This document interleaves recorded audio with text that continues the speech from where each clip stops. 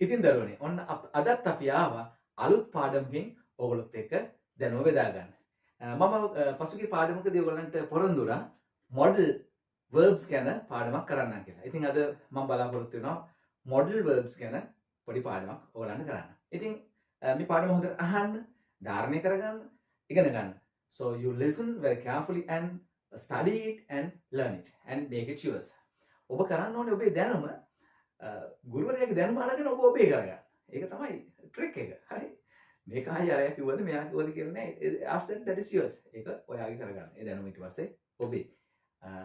අපි විශ්වාස කරනවා දරුවන් ගුරුවරුන් අතික්‍රමණය කළ යුතුයි කියලා. ඉතින් ඒ යන ගමනට මේක දායක වෙනවනේ දායක කරගන්න. මේක ඔබේ කරගන්න. හරි දරුවනේ. එහෙනම් අපි අද කතා කරන්නේ modal verbs අපි කොහොමද English language එක ඇතුලේ පාවිච්චි කරන්නේ කියලා. අපි basically ඉංග්‍රීසි භාෂාවේ තියෙන ක්‍රියාපද we divide into two categories. they are මේවා ඉතර වැදගත් නෑ ප්‍රශ්න අහන්නෙත් නෑ කොහෙවත්. මේ verbs වල කොටස් දෙක මොනවද ඒව අහන්න නිකන් just to get an idea. ක්‍රියාපද වර්ග දෙකකට බෙදෙන එකක් තමයි lexicals අනිත් එක auxiliaries. auxiliaries කියන්නේ උපකාර ක්‍රියාපද ටික helping verbs. auxiliaries උපකාර ක්‍රියාපද ටික අපි ආයි නැවත කොටස් දෙකකට බෙදෙනවා primary verbs and modal verbs කියලා. හරි. ඔය primary verbs කියන්නේ ක්‍රියාපද තුනක් තියෙනවා be ක්‍රියාපදය, do ක්‍රියාපදය සහ have කියන තුන. ඔබ දන්නවා මේවා. හරි මේ මහ ලොකු මැජික් නෙමෙයි මේක තුළ තියෙන්නේ. හරි. English is the easiest language in the world. ඔය කියන ලේසිම භාෂාව ඉංග්‍රීසි. නැත්තම් මෙච්චර ලෝකෙ පුරාම මේක ප්‍රචලිත වෙන විදිහක් නැහැ. දැන් ගත්තොත් එහෙම බලන්නකෝ අපි සිංහල භාෂාව ඉතා හොඳ භාෂාවක්. මහා ඉතිහාසයක් තියෙන භාෂාවක්. නමුත් අපි භාෂාව ඇතුළේ තියෙනවා කොම්බු, ඇලපිලි, පාපිලි, ඉස්පිලි, රේප, නේ දීර්ඝ ඇද ඇද ගොඩක් දේවල් තියෙනවා. හරි. ඊට පස්සේ නමුත් ඉංග්‍රීසි භාෂාව ඇතුලේ එහෙම මොනවත් නැහැ. ඉතින් ඒ අතින් ගත්තත් සරලයි. අපි අපේ පොතක් අරගෙන ගත්තොත් අපි එක්සර්සයිස් බුක් එකක් කඩෙන් ගත්තත් ඒක ඇතුලේ print කරලා තියෙන ගොඩක් දේවල් තියෙන්නේ ඉංග්‍රීසි වලින්. ඒ නිසා ලෝකේ easiest language එක ඉංග්‍රීසි වෙලා තියෙන්නේ මේක සරල නිසා. ඔබට මේකේ බැරි දේවල් නැහැ. හොඳේ. ඔබ එක දිගට අහගෙන හිටියොත් එහෙම පැය 12ක් 13ක් විතර මේකේ තියෙන සියලුම grammatical දේවල් ටික ඔබට උගන්වලා දෙන්න පුළුවන්. හරි. අපි අද කතා කරන්නේ modal ක්‍රියාපදයක් අපි කොහොමද modal verb එකක් අපි ඉංග්‍රීසි භාෂාව ඇතුලේ කොහොමද අරගෙන අපේ කරගෙන අපි ඒක කතා කරන්න ලියන්න පාවිච්චි කරන්නේ. Let's see how now we are going to start. හොඳට බලන්න අහුම්කම් දෙන්න listen very carefully and learn it. We can see basically 13 modal verbs in the English language. එහෙනම් අපි අද කතා කරන්නේ modal.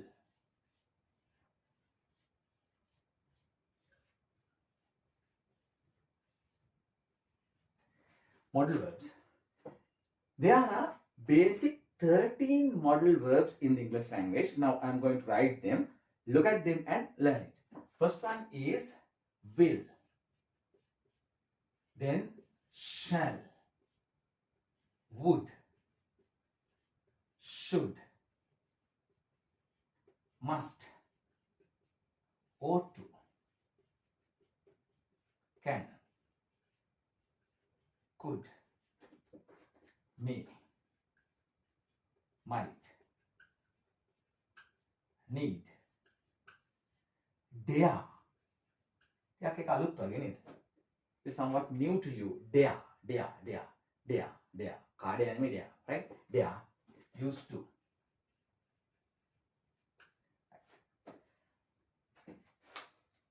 Modal verbs we can use in both singular and plural sentences as it is. ඒ කියන්නේ modal verb එකක් ඒක වචන බහුවචන වාක්‍යයක් ඇතුලේ වෙනසක් නොවි යොදන්න පුළුවන්. දැන් අපි දන්නවානේ I am a teacher, he is a teacher. ඒතකොට I am දැම්මනේ. හරි. හැබැයි he am a teacher කියන්නේ බෑ. He is a teacher. ඒතකොට අපි ඒක පොඩි වෙනසක් කළා. But when we are using these modal verbs, we are not changing like that. හරි.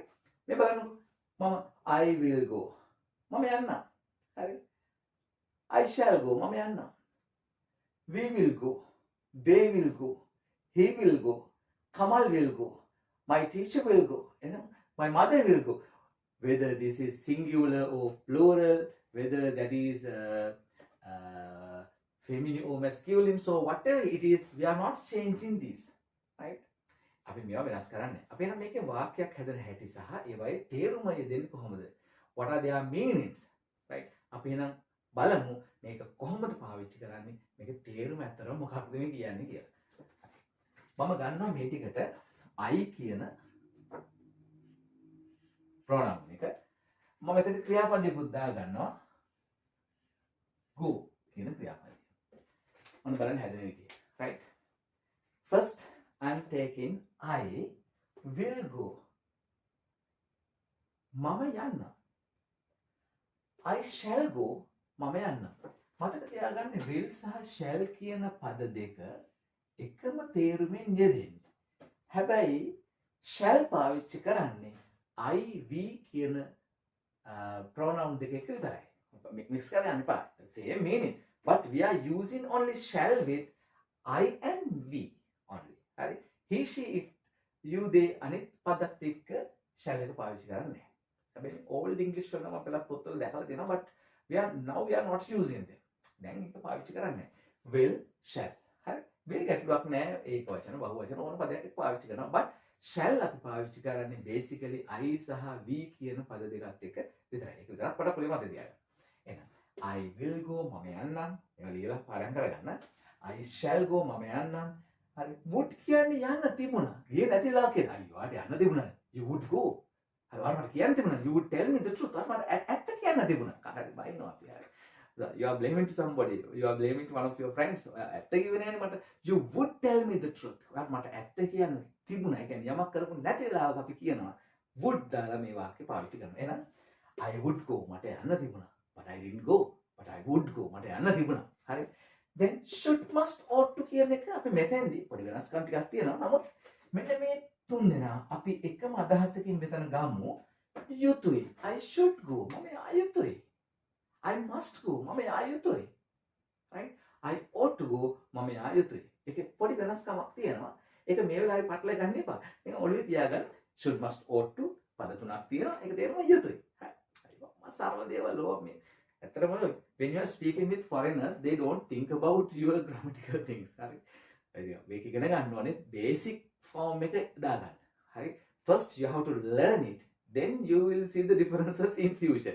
ඉස්සර අපි අල්ල ගන්න. පොඩි ටික අල්ල ගන්න. හරි. එහෙනම් should must ought to meaning is යුතුයි. එහෙනම් I should go මම යා යුතුයි. I must go මම යා යුතුයි. I ought to go මම යා යුතුයි. ඒක හොඳට තේරුණා. Next. Then can. ඒක අපි හැමෝම දන්නවා. I can go මට යන්න පුළුවන්. ඒක පුළුවන් මට තනියෙන් යන්න පුළුවන්. I can go නෝ. මට යන්න පුළුවන්. I can.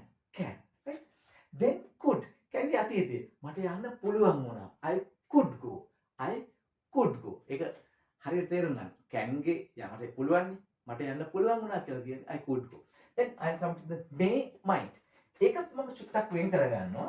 may සහ might කියන පද දෙක may might සමහර විට ඔයා යමක් කරන වෙලාවක යොදා ගන්න. ඒකේ පොඩි වෙනසක් තියෙනවා. දැන් ඒක ගන්න එපා. අර should must ought to වගේ should must ought to වගේ ඒක දැන් කතා කරන්න ගන්න එපා. මේ කියන්නේ සමහර විට might කියන්නේ සමහරට එහෙම ගන්න. හරි. අපි ඉගෙන ගන්නකොට එහෙම තමයි කරන්නේ. පස්සේ චුට්ට වෙනස්කමක් තියෙනවා කියලා තේරෙනවා. ඒක අදාළ නැහැ. right you have to learn. Then may might ඒ කියන්නේ සමහර විට මම සමහර විට යයි අද හවස. හරි. මම සමහර විට කියලා අපි කියන්නේ මම සමහර විට යයි. ෂුවර් නැහැ සමහර විට. right I may go I might go. he may go. ඔහු සමහර විට යයි. he may go. ඔහු සමහර විට යයි. he might go. හරි. now we are coming to the need. මට යන්න අවශ්‍යයි. I need go. need කියන්නේ අවශ්‍යතාවයනේ. නේද? needs and wants. ඕමනාවන් සහ අවශ්‍යතාවය. so I need go. මට යන්න අවශ්‍යයි. ඒක මට තියෙන ඕමනාව. I need go. then there. ඒක ටිකක් අලුත් ඕගලන්ට. there නිකන් කාඩේ වගේ. right it's not කාඩේ so just there. there කියන්නේ යමක් කරන්න බය නැහැ. මම යන්න බය නැහැ. මොනවා කිව්වත් I dare go. අපි කියනවානේ. ඕම් ඉතින් මම බය වෙන්නේ නැහැ. I dare go. මම යන්න බය නැහැ. මම කරුත් නැගලා කියනවා I dare jump from this place. මම මෙතනින් වතුරට පායින්න බය නැහැ. so I dare කියන්නේ යමක් කරන්න බය නැහැ කියලා කියන අවස්ථාවකදී පාවිච්චි කරන හරි සරලයි. then there it is not cardia just there. හරි. there. හරි. එහෙනම් I dare go මම යන්න බය නැහැ. හරි. මේ කනත්තක් මැදින් යද්දි කියන I dare go. so don't worry. I'm not afraid of it. right I'm not afraid of the ghost. so I dare go. මම යන්න බය නැහැ. ඒක හොඳට තේරුම් ගන්න. then we are coming to the last one used to mean පුරුදු වෙලා හිටියා. එහෙනම් හොඳට තේරුම් ගන්න. I used to go. මම යන්න පුරුදු වෙලා හිටියා. I used to collect stamps. මම මුද්දර එකතු කරන්න පුරුදුලා හිටිය පුංචි කාලේ. I used to ඒක තේරුම් ගන්න ඕනේ. මම යන්න පුරුදුලා හිටියා. I used to go. එහෙනම් ඔබ තේරුම් ගන්න ඕනේ මේ වාක්‍ය 13 හැදෙද්දි ඒකේ තේරුම එන්නේ මොනවද කියලා. මේක තව රහසක් තියෙනවා. හරි.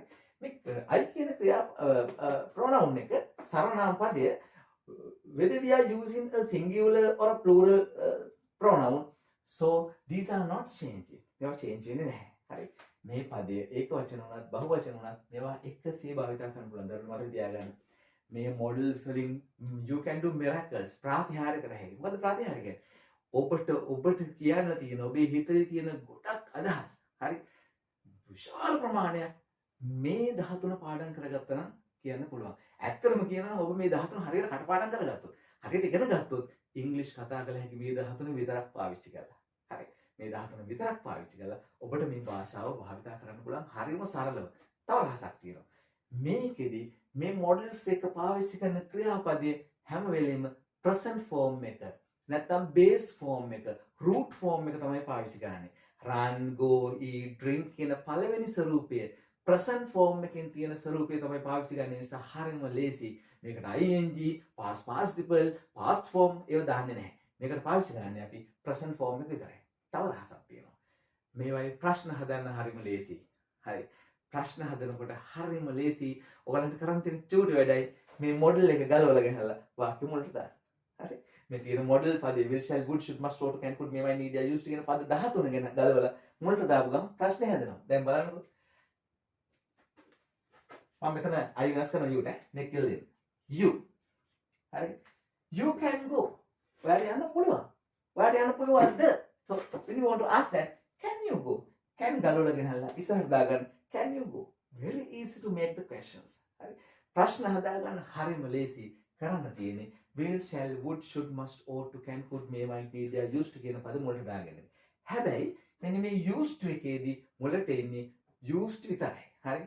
ඔයා යන්න පුරුදුලා හිටියද? දැන් I used to go. මම යන්න පුරුදුලා හිටියා. ඔයා යන්න පුරුදුලා හිටියද කියලා ප්‍රශ්න අහනකොට used you to go. Used you to go. හරිනේ? ඔයා යාවිද? ඔහු යාවිද? Will he go? මේ will වලට ගත්තා. Will he go? එහෙනම් දරුවනි මේක හරියම ලේසියෙන් මතක තියාගන්න පුළුවන් ලස්සන පාඩමක්. ඒකම English language එක ඇතුළේ තියෙන one of the most important lessons that we have to learn. එහෙනම් හරි ලේසියෙන් ඉගෙන ගන්න පුළුවන්.